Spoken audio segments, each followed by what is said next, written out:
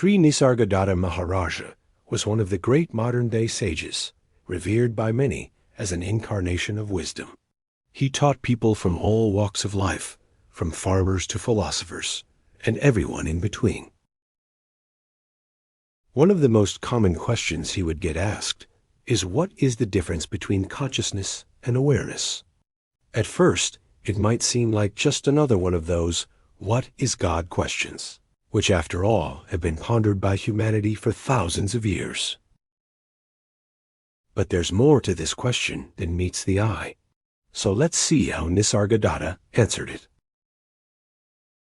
Before we can even begin answering the question, he said, we need to first understand what we mean by consciousness and by awareness. We think of both terms as synonymous, interchangeable, and at times even use them to describe the same thing.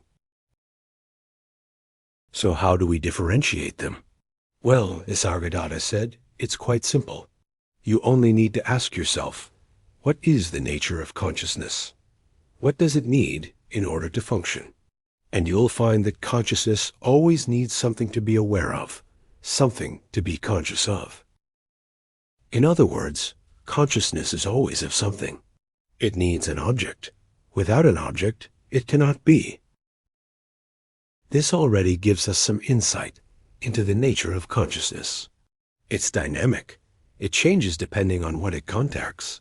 It relates to things. It is inherently involved in a relationship with other things. It operates in duality, creating a subject-object relationship, a knower and something to be known.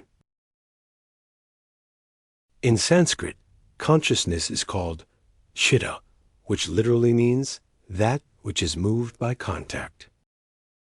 When the seer comes into contact with the seen, when the knower comes into contact with the known, when the subject comes into contact with the object, then consciousness arises.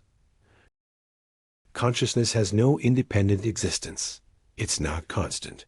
It changes from moment to moment, arising and disappearing, along with the objects it relates to. It depends on contact for its existence. Without contact, there can be no consciousness. If there are no objects outside, there can be no inner knower.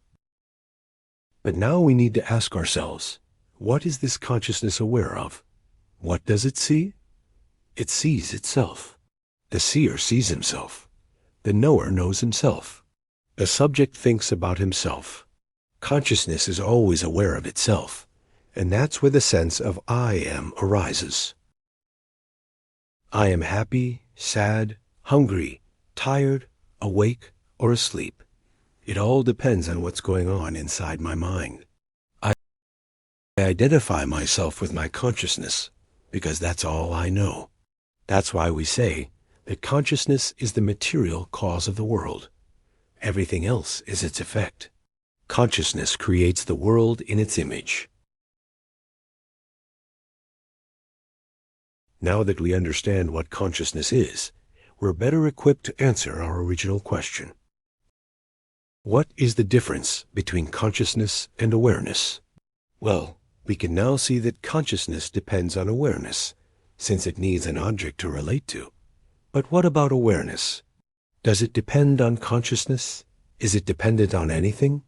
This is crucial, so pay close attention. Nisargadatta said, awareness is the pure knowing ground, the very essence of reality, which underlies and supports consciousness. Awareness is primordial and original. It's beginningless and endless. It exists without objects, without causes, and without any support whatsoever. Nothing rests upon it. It doesn't depend on anything. It is free.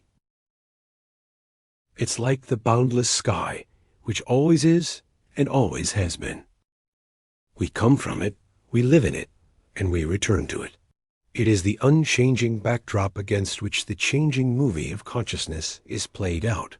It's the stage on which all the drama of life unfolds.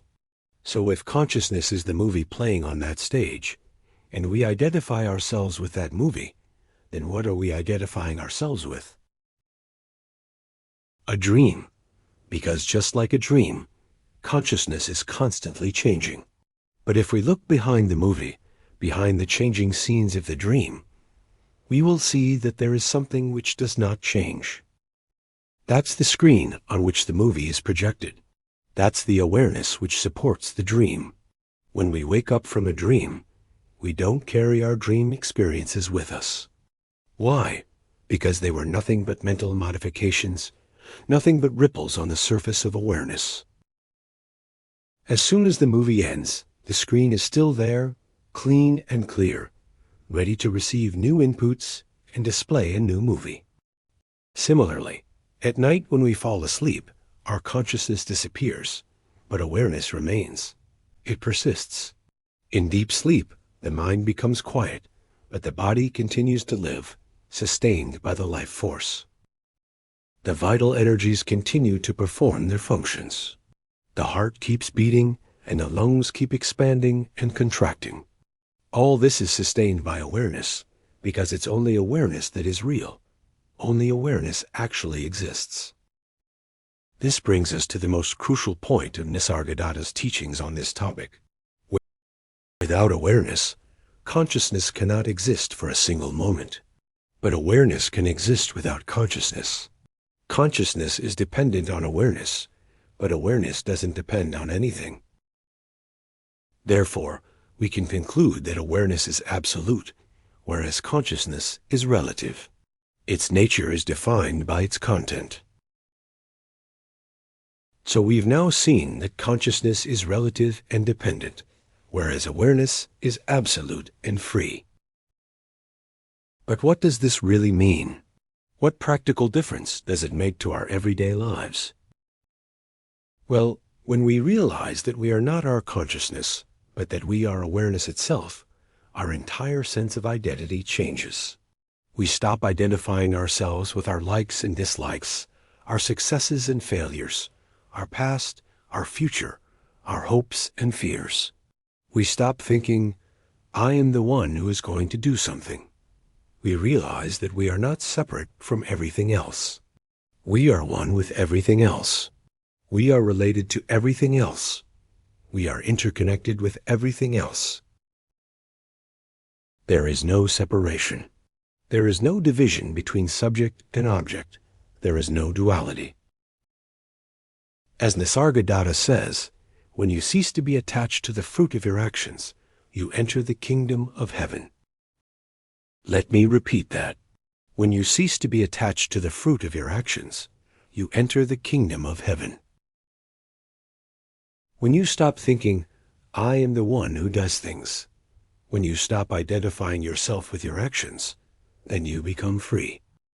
You realize that you are beyond your actions. You are beyond your karma. You are free from the cycle of birth and death. You are free from old age and death. You are free from all fear. You are established in pure awareness, which is infinite peace. This understanding enables us to transcend our limited sense of identity, which is based on our thoughts, emotions, and experiences. When we realize that we are not our consciousness, but that we are awareness itself, we become free from all the limitations of our individual ego. No longer do we cling to our possessions, our status, or our relationships. We no longer resist the natural course of life. We learn to surrender to the divine order of things. We must understand that our awareness is not created by our consciousness, but that our consciousness is created by our awareness. We are not separate from other people, other beings, or other things. We are all connected by a web of causal relationships. We are all part of the same cosmic dance. Our individual stories may be different, but the script is the same. We are all actors on the same stage. We are all playing our parts in the same play.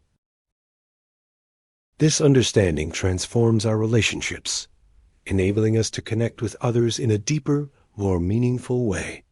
Instead of competing with others or trying to possess them, we learn to appreciate them for what they are, expressions of the same awareness that we are.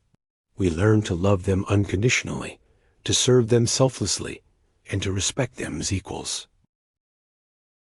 Our understanding of reality also affects the way we treat our bodies. We learn that our bodies are not our true selves, but that they are merely instruments through which we experience life. We learn to take care of our bodies, not because we are attached to them, but because we recognize the sacredness of life itself. We learn to honor our bodies by treating them with kindness and respect. In conclusion, we can say that when we realize that we are not our consciousness, but that we are awareness itself, our entire perspective on life changes. We become free from our limited sense of identity. We become free from our attachments and our aversions. We become free from our fears and our worries. We become free to live in the present moment with openness and with joy.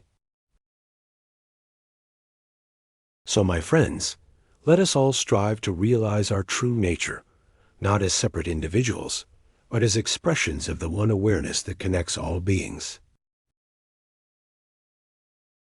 May we all realize that we are not our consciousness, but that we are awareness itself. Namaskar.